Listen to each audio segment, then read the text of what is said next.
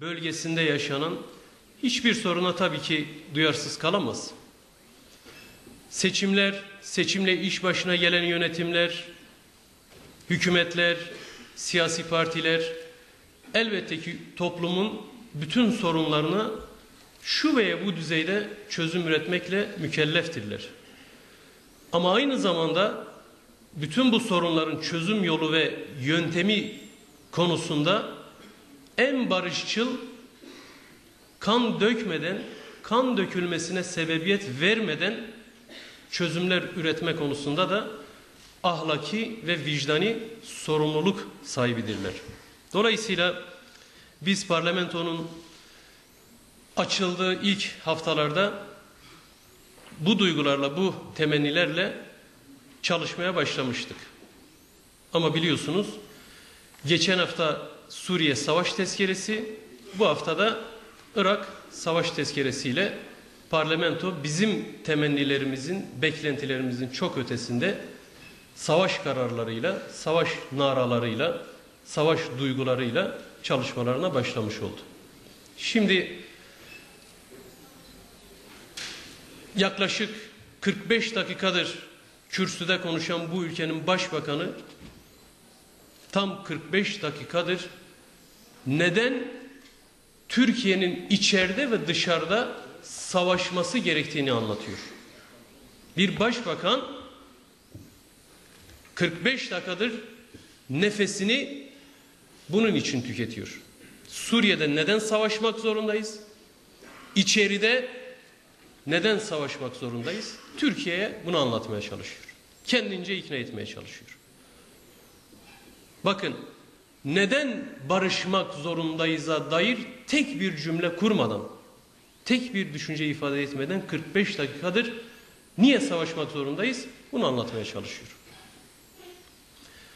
Doğrusu başbakanın bu ruh hali üzerine, bu dış politika anlayışı üzerine, bu psikolojisi üzerine, iç politikadaki hüsranları üzerine söylenebilecek çok şey var tabii ki.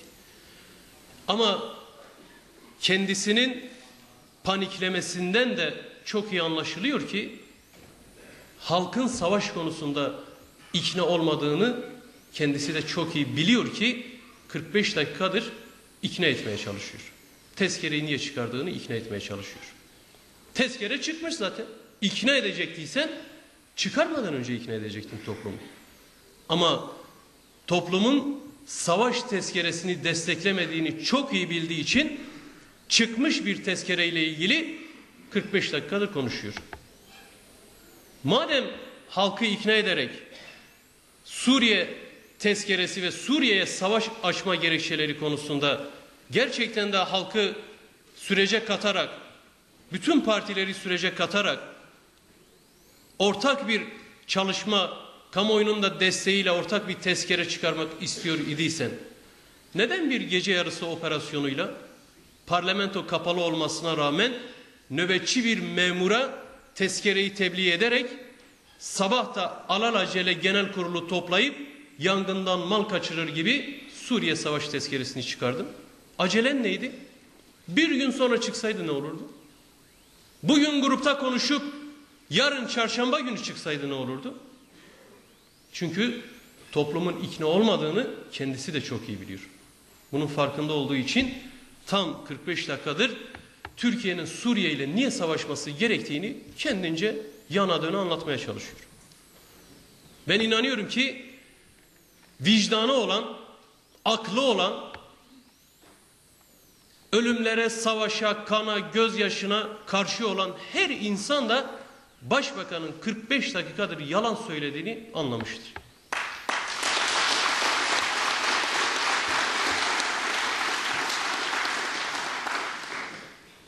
Çünkü bir söz vardır.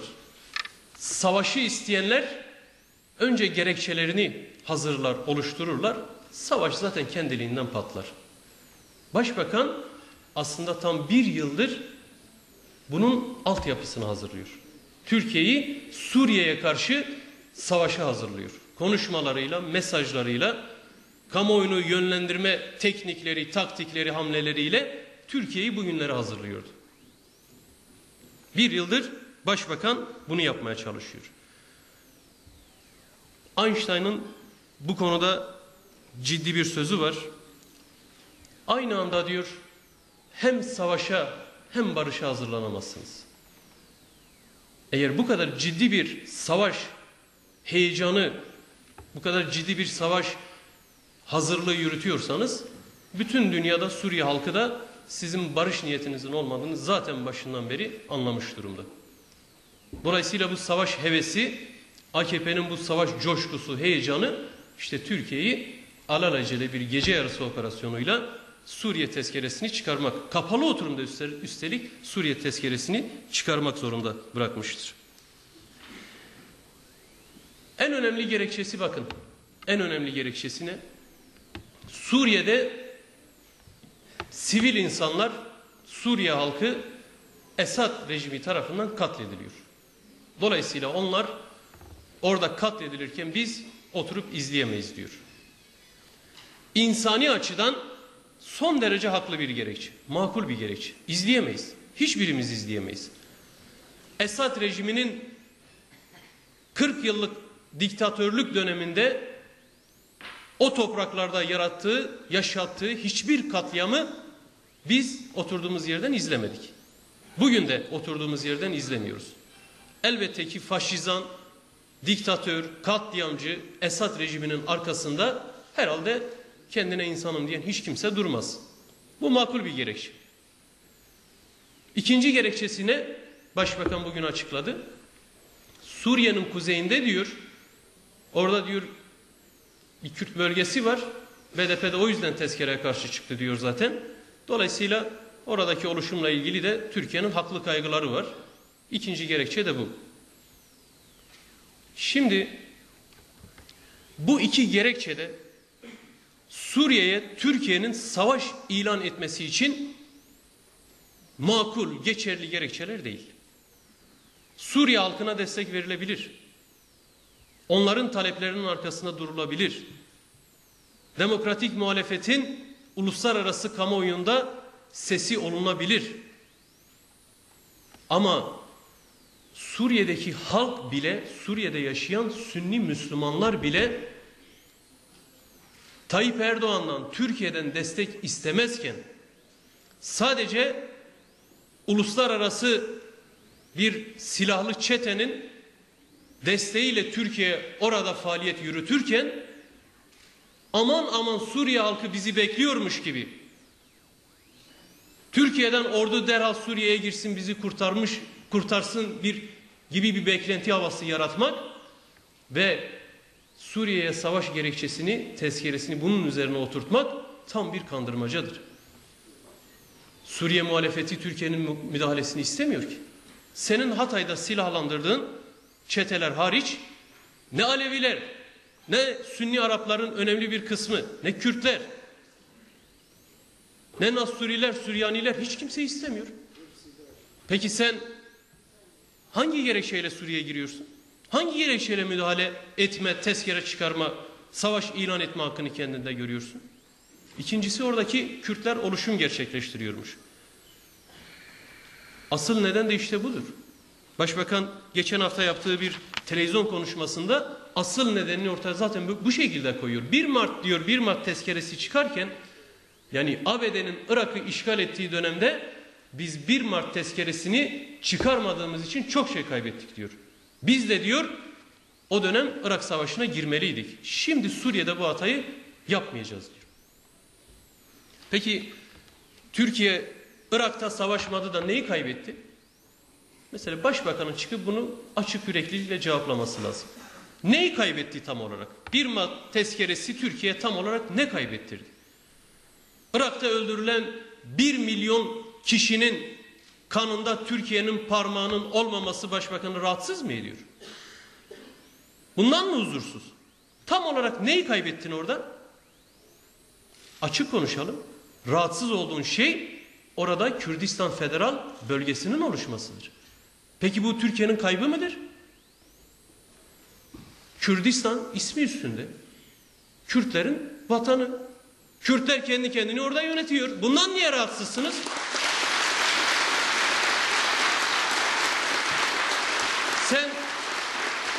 ABD'nin Irak işgaline katılmamakla toprak mı kaybettin?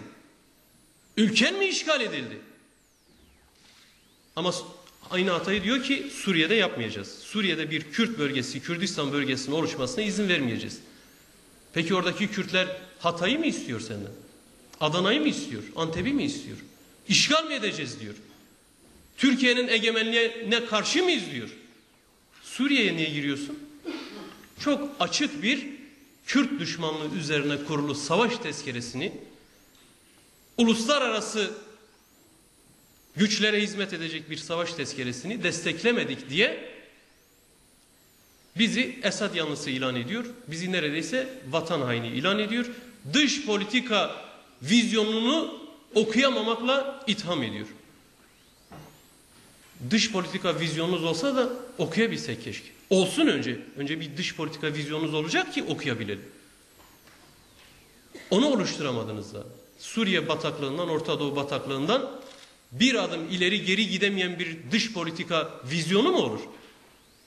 İşte 45 dakikadır Başbakan bütün bu hataları, bütün bu içine düştükleri acizi savunarak Türkiye kamuoyunu ikna etmeye çalışıyor. Bakın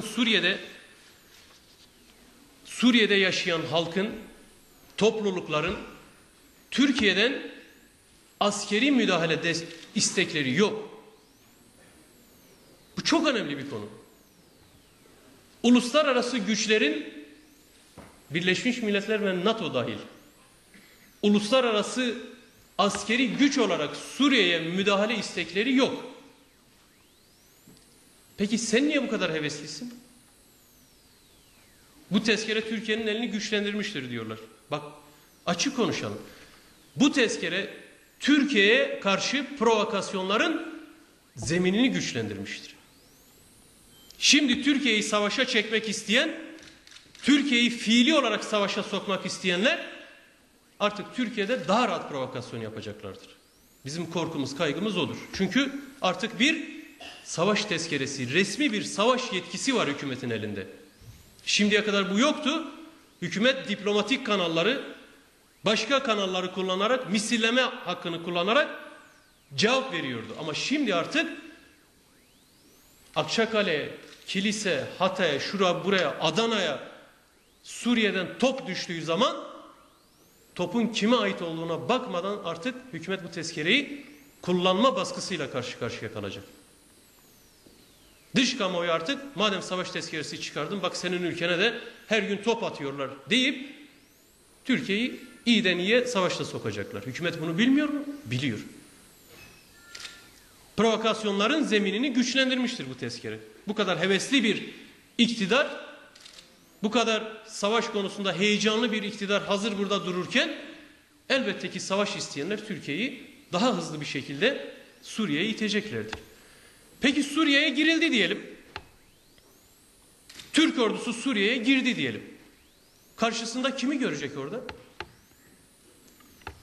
Hatay'daki Arapların akrabaları. Nusaybin'deki Kızıltepe'deki Kürtlerin akrabaları. Hatay'daki Alevilerin akrabaları. Sınırın tam da öbür tarafında. Biraz daha öteye gitse Türk ordusunun desteğini beklemeyen Halep'teki %70-80 Sünni nüfus. Ne yapacak tam olarak orada, ne yapacak Türk ordusu? Şam'ı mı işgal edecek? Şam'ı mı vuracak? Hedef nedir? Amaç nedir? İstenmediğim bir yerde ısrarla ben gideceğim hevesi nedir? Bunu kamuoyuna anlatamıyor, açıklayamıyor. Oradaki halk, buradaki halkın akrabası. Bir tek Türkmenlerden söz ediyor dikkat ederseniz. Orada diyor Türkçe konuşan kardeşlerimiz, Türkmenler var. İyi de Kürtler de var, Araplar da var, Aleviler de var. Onlar da Türkiye'dekilerin kardeşi. Onları mı vurmaya gideceksin? Bunları çıkıp açık açık anlatamadığı için 45 dakikadır bocalıyor. Peki savaşı öyle kolay sananlar, savaşı soyut bir kavram olarak görenlere hatırlatmak istiyorum. Allah korusun Türkiye bu kadar savaşa yakınken Suriye'ye girdi diyelim. Peki Suriye ne yapacak? Bir değerli bakanımızın, sağ olsun kendisi çok değerli bir şahsiyet, bu tür kişilerin bakan yapılarak yorulmasını, harcanmasına ben çok doğru bulmuyorum. Kolay yetişmiyor, bunların yetişmesi en az 3 gün sürüyor. O değerli bakan açıkladığı gibi 2 saate Suriye'yi yok edemezsek ne yapacağız? Suriye cevap verecek. Değil mi? Savaştığınız ülke size cevap verecek. Gerçek bir savaş yaşanacak. Şakası yok bu iş.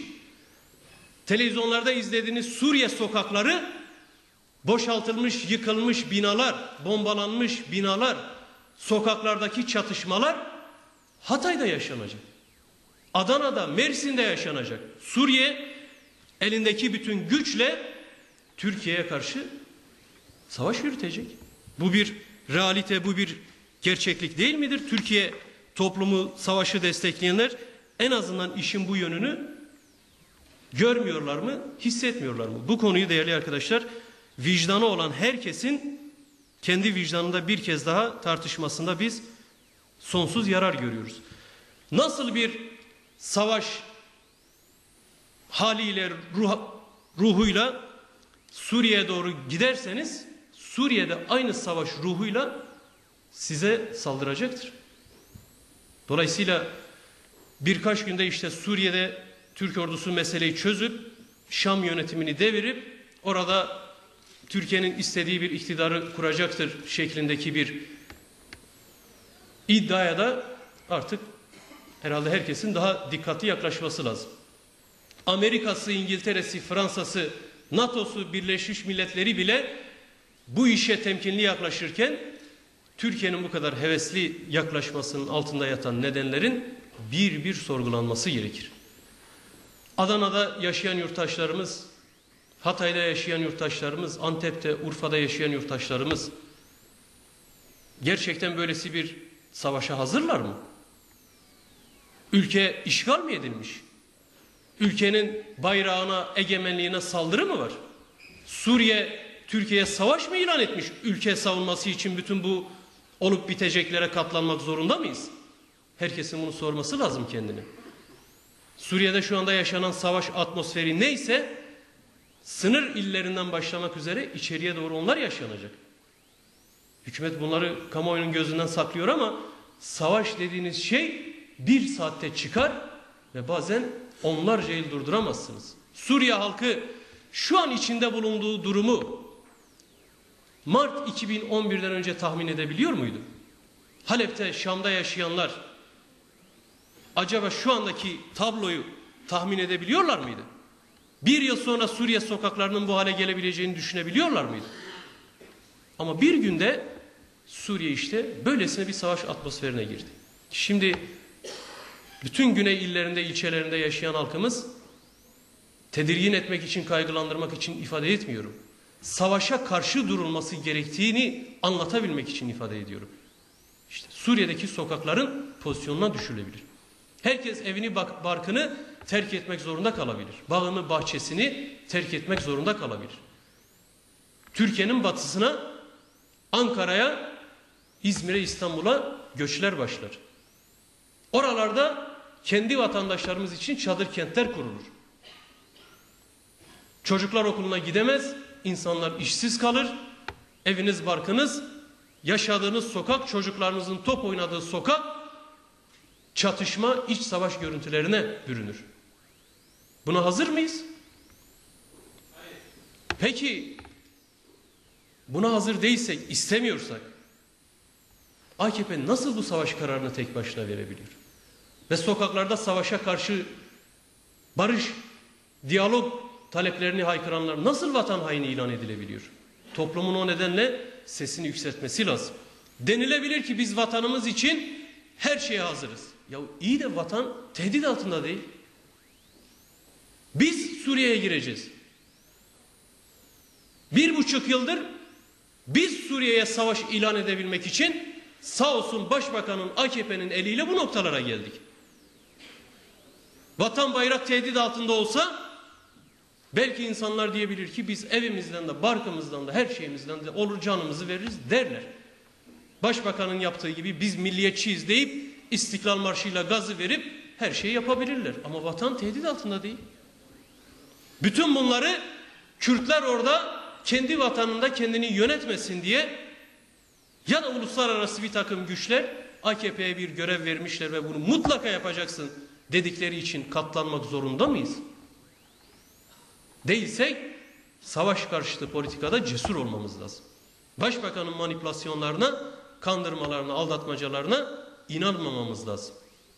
Biz bu nedenle savaşa karşıyız.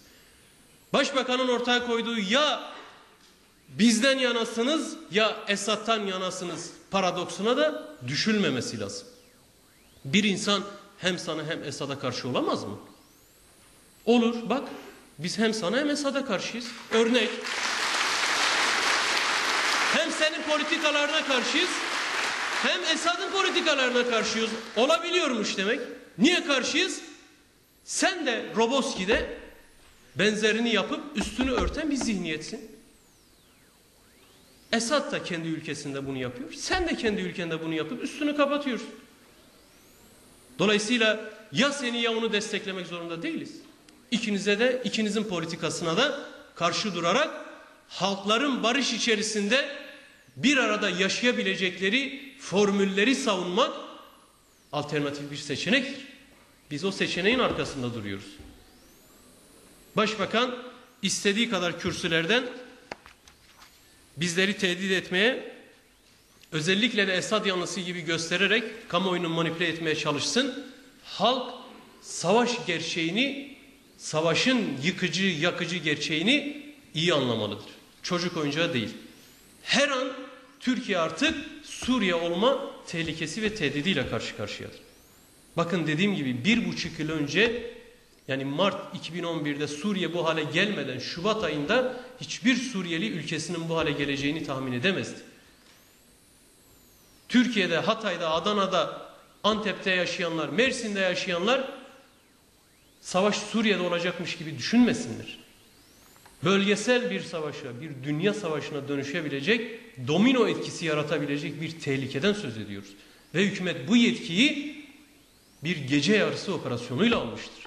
Toplumu ikna etmeden, anlatmadan, gerekçelerini, haklı, makul gerekçelerini ortaya koyamadan bunu yapmıştır. Mesele budur.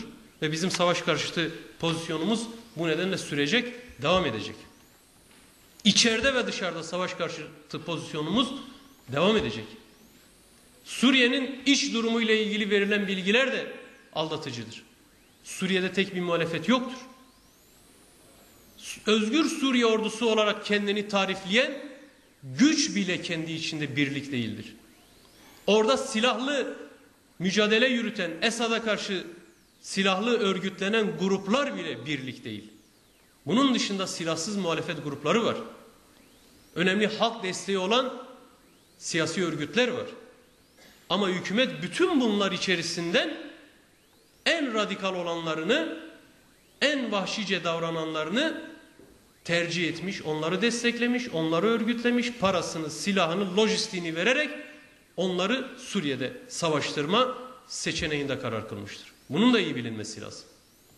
Öyle Suriye halkını destekliyoruz falan, o da yok. Destekliyorsan oradaki halk kendini nasıl yönetmek istiyorsa sen sadece saygı duyacaksın. Bundan rahatsız ama bakın Şam yönetiminde bile kimin olması gerektiğine bizim Dışişleri Bakanımız karar verecek neredeyse. Şu isim diyor Esad'ın yerine geçsin. Hani demokrasi olacaktı orada? Esad bile bunu yapmıyor. Benim yerime bu geçsin demiyor da bizimkiler demokrasi adına Esad'ın yerine bu geçsin diye buradan öneri gönderiyor, talimat gönderiyor. Suriye halkının iradesine ne oldu o zaman? Bunların dertleri demokrasi falan değil. Irak'taki demokrasiyi gördük. Afganistan'a götürülen demokrasiyi gördük. Suriye'ye götürülen halen acı tablo, acı fatura, acı bir fotoğraf olarak önümüzde duruyor ve bu faturanın giderek ağırlaşacağı da anlaşılıyor. Hükümetin bu politikalarında geri adım atılmazsa maddi manevi Türkiye toplumu çok daha büyük zararlar görecek. Bakın daha oradan buraya 3-5 top düştü. Buradan oraya 1-2 top atıldı. Ama içeride ve dışarıda yürüyen savaşın daha ilk faturaları hepimizin cebine yansıdı. Akaryakıta, doğalgaza %10 zamla sadece bu yıl içerisinde, son bir yıl içerisinde enerji alanında %40'lık bir zam yapılmış oldu. Ve bütün bu zamlar yaşamın her alanına yansıyacak. Savaş beni ilgilendirmiyor demesin kimse. Kusura bakmayın ama Bodrum'da sakin sakin köyünde oturan balıkçıyı da etkiler. Hakkari'deki çiftçiyi de etkiler. Trabzon'dakini de Edirne'dekini de etkiler. Savaş böyle bir şeydir. Ama tek başına bir kişinin, iki kişinin aldığı karar 72 milyon insanın tamamının geleceğini karartabilecek bir kabusa dönüşebilir. Ekonomik verilerle ilgili rakamları burada uzun uzun anlatmak istemiyorum ama Türkiye bir anda savaş ekonomisi nedeniyle Yunanistan'dan, Portekiz'den daha ciddi bir kriz yaşayan ülkeye dönebilir. Cari açık Türkiye'de zaten sinyal veren noktadadır. Bir savaş ekonomisini Türkiye kaldırabilecek durumda da değil. Bu nedenle hiç kimse savaş beni ilgilendirmez demez. Bu işten sadece o silahı satanlar karlı çıkar. Sadece onlar krize girmez. Nasıl ki borsada Aselsan'ın hisseleri %8, %10 arttıysa aynı gün silah sanayinin kasaları dolacak. Geri kalan bütün fatura bizlere çıkacak. Yoksul, emekçi halklara çıkacak. İçeride ve dışarıda savaşa karşı olmadığımız her gün bu tehdit yaklaşıyor işte. Bu nedenle Başbakan 45 dakikadır yalan yanlış ikna edemediği kamuoyunu aldatmaya çalışıyor. Mesele budur. Biz böyle okuyoruz. Bu sorunların tamamının da çözümü vardır. Ama sorunu yaratan zihniyetle sorunlar çözülmez. Sorunu yaratan zihniyet zaten bu zihniyettir. Bu zihniyetle sorunlar çözülmez. AKP eğer karşısında ciddi bir muhalefet, kararlı bir muhalefet görmezse işte adım adım Türkiye'yi getirdiği nokta tam da budur. Bakın bugün aynı zamanda 9 Ekim. 9 Ekim 1998 Abdullah Öcalan'ın Suriye'den çıkarılışının yıl dönümü. Bakın tarih cilvelerle dolu. O günden bugüne yaklaşık 14 yıl geçti. O günde Suriye ile benzer bir noktada durumdaydı Türkiye. O günde Genelkurmay Başkanı, Kara Kuvvetleri Komutanı Hatay sınırındaydı. Oradan mesajlar veriyordu. Bugün de Genelkurmay Başkanı, kuvvet komutanları Hatay'da Suriye'ye savaş ilan etmek üzereler. Ve o günden bugüne aslında ısrarla anlatmaya çalıştığımız uluslararası komplonun Türkiye'yi nereye getirdiğinin 14 yıldaki her bir adımı maalesef ki bizim tezlerimiz doğrultusunda hayata geçmiştir. Veya iddialarımız doğrultusunda hayata geçmiştir. Türkiye, Sayın Öcalan'ın Suriye'den çıkarılması vesilesiyle uluslararası güçler tarafından teslim alınmıştır. Bunun karşılığında Rusya ile, İtalya ile, Amerika ile, İsrail ile mavi akım dahil, silah alımları dahil, silah modernizasyonu dahil bağlayıcı sözleşmeler yapmıştır. Gizli protokoller imzalanmıştır. Halen devletin kasasındadır gizli protokoller. Sadece bunun karşılığında Türkiye kazanacağına ikna edilmiştir. Bu şekilde Kürt sorununu halledeceğine, kökten çözeceğine ikna edilmiştir ve Türkiye her geçen gün, her gün taviz vermiştir. Gelinen noktada kaybeden kim olmuştur? Türkiye. Uluslararası güçlerin, bu komployu yapanların hangisi o günden bugüne Türkiye'ye kadar kaybetmiştir? 14 yılda. Hangi biri kaybetmiştir? Bu uluslararası tezgahta rol alan ülkelerin hangisi Türkiye'ye kadar zarar görmüştür? Türkiye aldatılmıştır. Aldatıldığını da kabul etmeyecek. Buna aklı ermeyecek bir noktadadır maalesef. 14 yıl önce Genelkurmay Başkanı Hatay'a dayanmıştı. O gün Esad rejimine karşı baskı uygulanıyordu. 14 yıl önce orada Kürtlerin kimliği bile yoktu. Aradan 14 yıl geçti. Şimdi Genelkurmay Başkanı yine Hatay sınırına dayanmış durumda. Ama orada bir özel Kürdistan var. Kim kaybetmiş, kim kazanmış?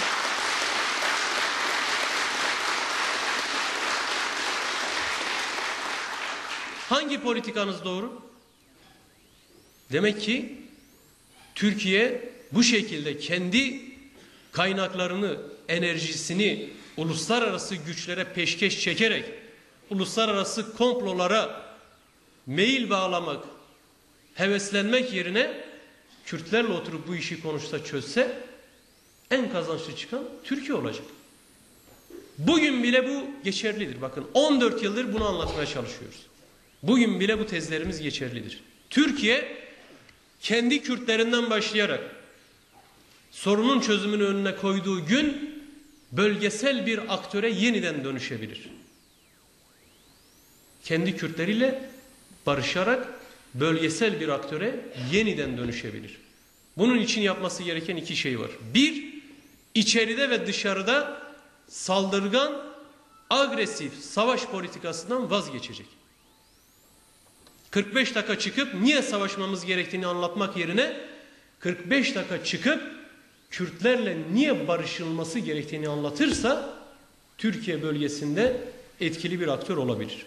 O zaman işte Türkiye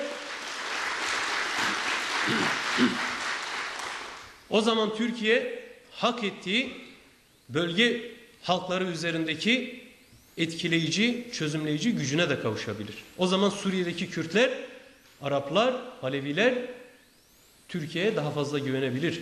Ama sen kendi içindeki bütün farklılıkları yok sayarak, yok ederek özür dilerim. Alevilere hakaret ederek, Kürtleri katlederek Suriye'de etkili olamazsın. Irak'ta etkili olamazsın. İran'da etkili olamazsın. Bu kadar nettir. Suriye'nin içi neyse Türkiye'nin içi aynıdır. Aynısıdır. Bu nedenle hükümetin içine düştüğü, özellikle de 9 Ekim 1998'de uluslararası komplo ile birlikte içine düşürüldüğü bu tezgahtan kurtulmasının en akılcı, en makul, en cesur yolunu hayata geçirmek zorundadır. 9 Ekim 1998'de yapılan hatadan vazgeçilerek bu yapılabilir. Ben çok açık, samimiyetle inanarak söylüyorum. Slogan olsun diye ifade etmiyorum. Ve önerimizin veya söyleyeceğimizin bir cinnet haliyle değil, akıllıca tartışılması, serin kanlı bir şekilde tartışılması gerektiğini ifade ederek söylüyorum. Öcalan'ı serbest bırakırsanız, özgürlüğüne kavuşursa Türkiye'nin eli içeride de dışarıda da güçlenir. Çünkü kendisi bu sorunun çözümünde en etkili aktör olarak rol alabilir. O nedenle Öcalan'a özgürlük gerekir.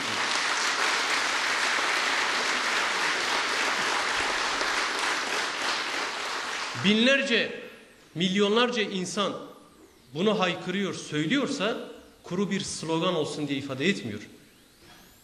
Bunun sosyolojik, siyasi bir karşılığı var. Milliyetçi histerilerle bu tartışmayı ötelemek yerine serin kanlı bir şekilde ciddi bir gelecek vizyonuyla bunun tartışılması lazım. Bugün Türkiye'nin 30 cezaevinde 40'ı kadın olmak üzere 371 tutuklu aynı talep, aynı beklenti nedeniyle açlık grevinde. Bunlar 12 Eylül gününden bu yana aşamalı olarak bedenlerini ölüme yatırmış durumda. Ne istiyorlar? İşte bütün bu sorunların makul çözüm yolunu göstermek istiyorlar. Bir kap yemek fazla almak için değil cezaevinde ya da daha rahat bir yastık, daha rahat bir yatak için değil. Görüş hakları fazla olsun diye değil, kısıtlanan mektup hakları, savunma hakları bunlar için değil. Dışarıdaki insanlar için, bizler için.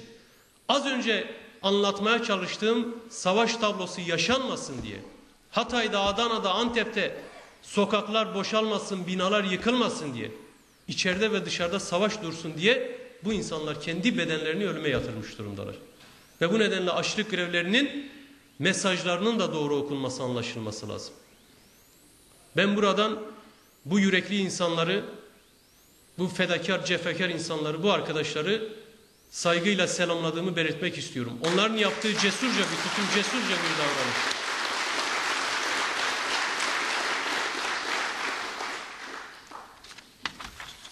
Eğer bizler birbirimizi daha iyi anlayabilmek,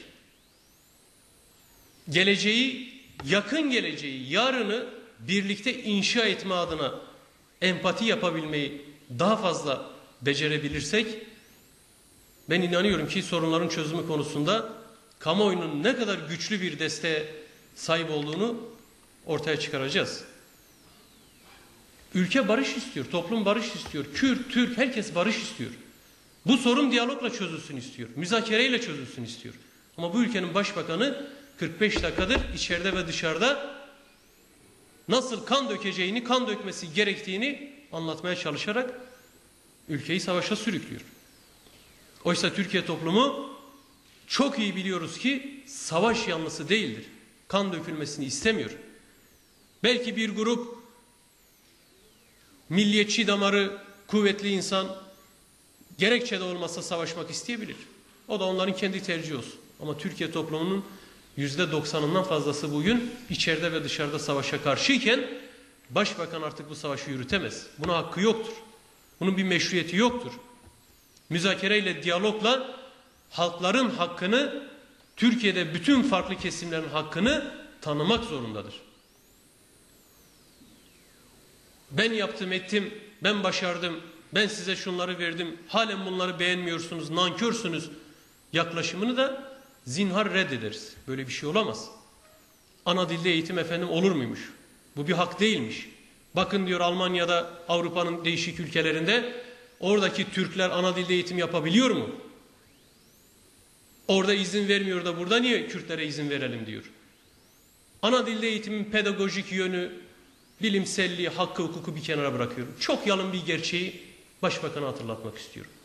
Almanya'da bir Türkiye yoktur. Fransa'da bir Türkiye yoktur. Ama Türkiye'de bir Kürdistan vardır. Bu nedenle Kürtlerin ana dilde eğitim hakkı vardır. Bunu anlayabilir misin bilmiyorum ama tam olarak bu nedenden dolayı Kürtlerin ana dilde eğitim hakkı doğuştan vardır. Kendi ana vatanında, kendi toprağında insanların ana dilinde eğitim yapması en doğal haktır. Bu farkı bilmem anlayabilir misin ama anlamasan da bu gerçekliği ortadan kaldıramazsın. Durum budur. Bu kadar açık, bu kadar masum bir hak talebine karşı bile saldırgan bir üslupla, hakaretvari bir yaklaşımla yaklaşan bir zihniyet hangi sorunumuzu nasıl çözebilir? Bütün bu çözüm anlayışlarından uzak, diyalogtan, müzakere anlayışından uzak, kullandığı üslupla, yaklaşımla sadece demagoji yapan, hamaset yapan, şov üzerinden kamuoyunu tatmine yönelik açıklamalar yapan bir başbakandan biz ürküyoruz artık. Gerçekten ürküyoruz. Yani bu ülkeyi nereye götürecek?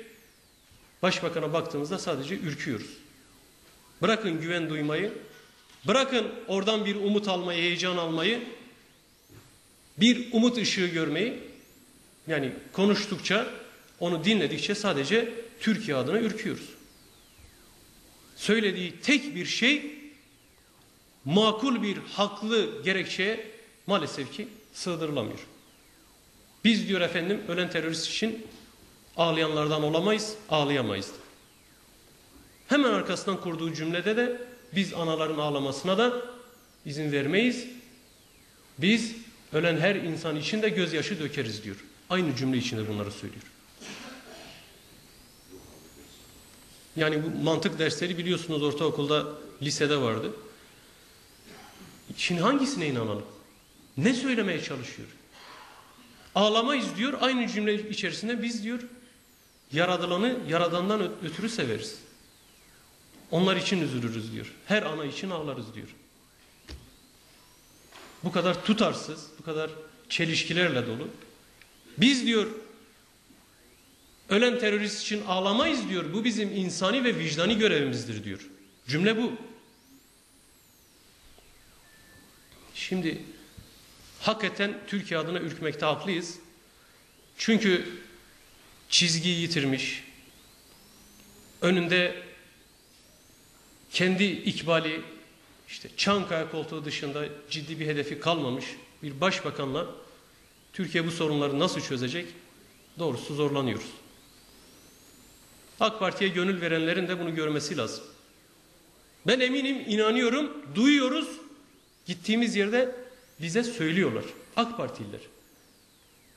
Başbakanın söylemlerinden, politikalarından rahatsız olan üst düzey AK Partili yetkililer bile var. Artık onlar bile tahammül sınırlarını aşmış durumda.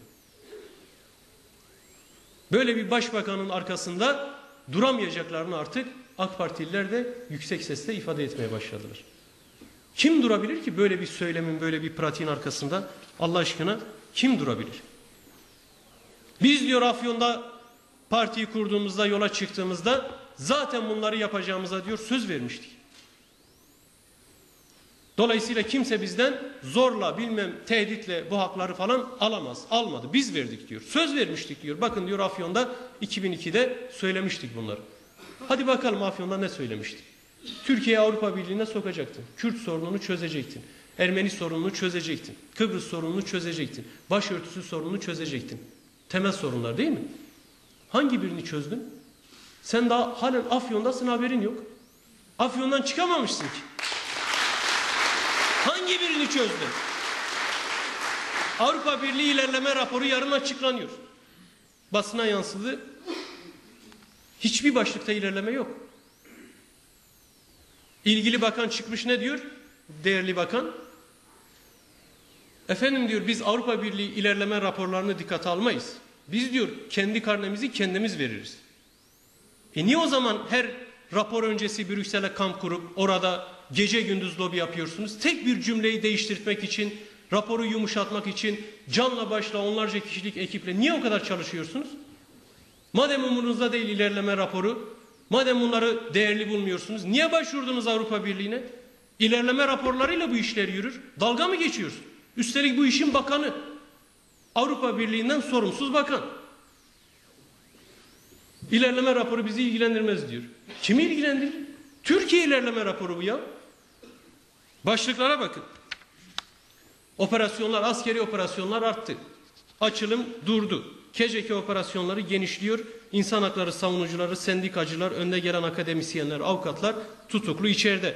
Uludere'de bir özür ve soruşturma bile yok. Bunlar hep Avrupa Birliği'nin ilerlememe raporlarının başlıkları.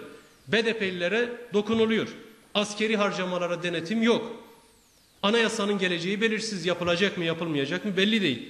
2010 anayasa referandumunda yapılan değişiklikler hayata geçirilmedi. Basın özgürlüğü reformları yetersiz. 90'dan fazla gazeteci içeride tutuklu. Bütün bunlar daha burada sayamayacağım çok sayıda başlıkta Türkiye sınıfta kalmış.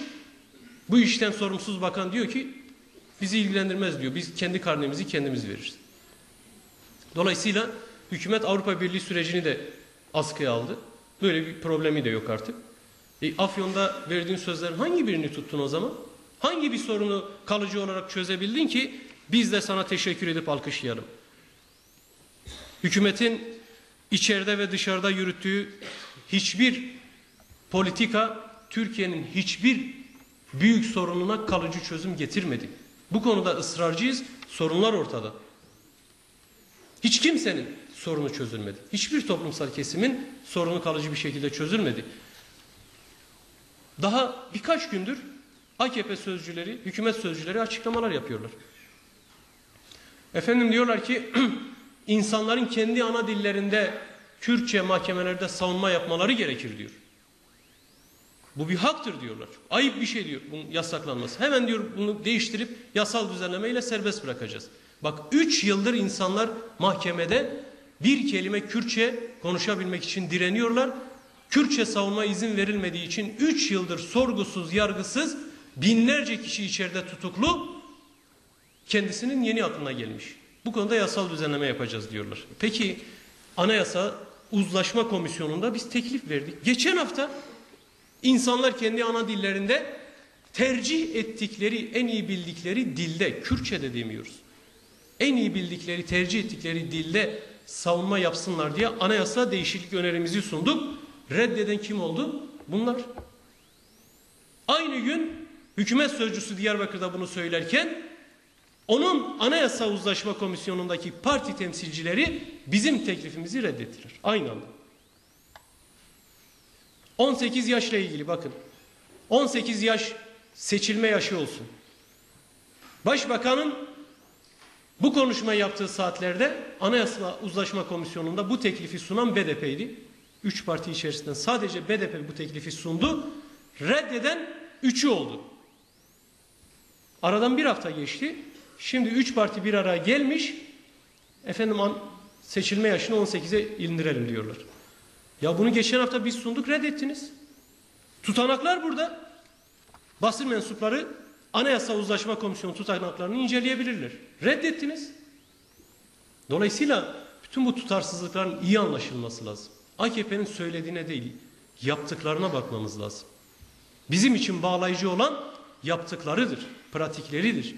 Kimin ne söylediğine, hangi tatlı dille halkı kandırmaya çalıştığına bakmamak lazım.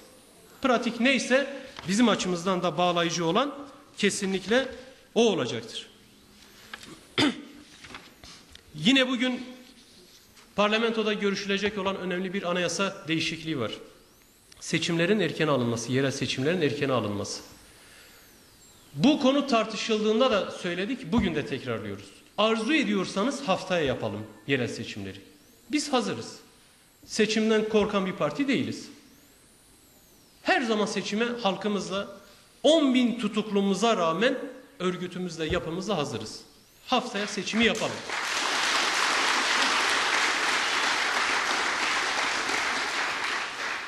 Ama 3 parti kendi arasında anlaşarak, özellikle de AKP ve küçük koalisyon ortağı MHP kendi arasında anlaşarak seçimleri 6 ay geriye çekme kararı alıyorlarsa bilin ki bu işte bir bit yeniği vardır.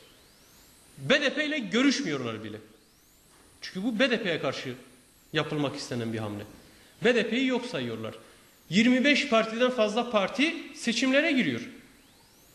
Onlardan hiçbirinin görüşünü alma zahmetine katlanmıyorlar.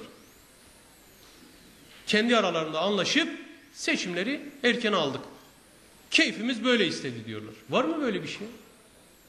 Biz haftaya seçime hazırız ama sizin bu ittifak halinde bize karşı kurmaya çalıştığınız komployu da kabul etmeyiz.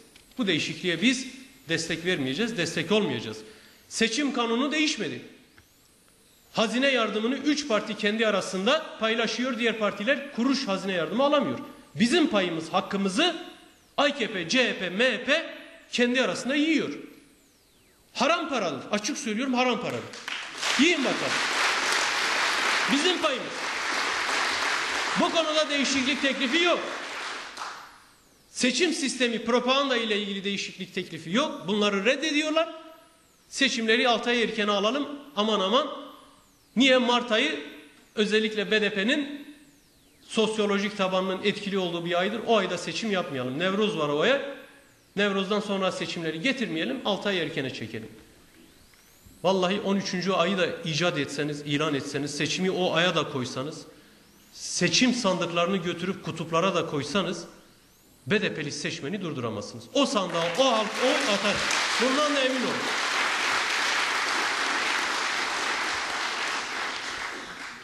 Değerli arkadaşlar, son olarak bu hafta sonu 14 Ekim'de yapılacak partimizin olağanüstü kongresine değinerek bitirmek istiyorum.